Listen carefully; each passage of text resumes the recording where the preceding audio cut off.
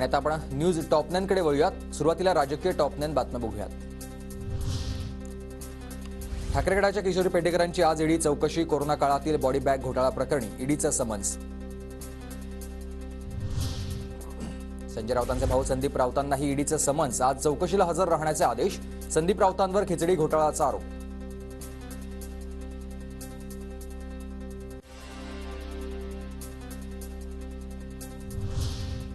ठाकरे गटाचे नेते रवींद्र वायकरांची 9 तास ईडी चौकशी। कथित जोगेश्वरी भूखंड घोटाळा प्रकरणी ही चौकशी। आज महाविकास आघाडीची महत्त्वाची बैठक। येत्या 8 ते 10 दिवसात जागा वाटपाचा निर्णय होईल। काँग्रेस नेते नाना पटोलेंची माहिती। बैठकीला प्रकाश आंबेडकर उपस्थित राहणार नाहीत, मात्र वंचितचं शिष्टमंडळ हे बैठकीला उपस्थित राहील।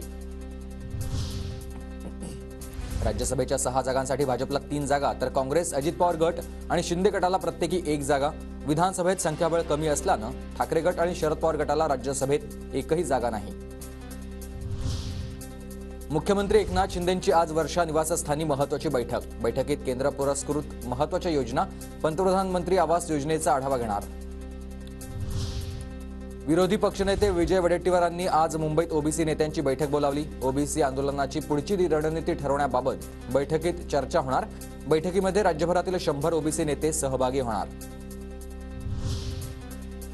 मराठा आरक्षणाबाबतचा आत्ताचा निर्णय सरसकट नाही। भाजप असेपर्यंत ओबीसींवर अन्याय होणार नाही। उपमुख्यमंत्री देवेंद्र फडणवीसांचं हे वक्तव्य। देवेंद्र फडणवीसांचं म्हणणं सकारात्मकपणे घ्या। मराठे ही ओबीसी, त्यामुळे फडणवीस ओबीसींवर अन्याय होऊ देणार नाही, हे बरोबर। जरांगेंची ही प्रतिक्रिया।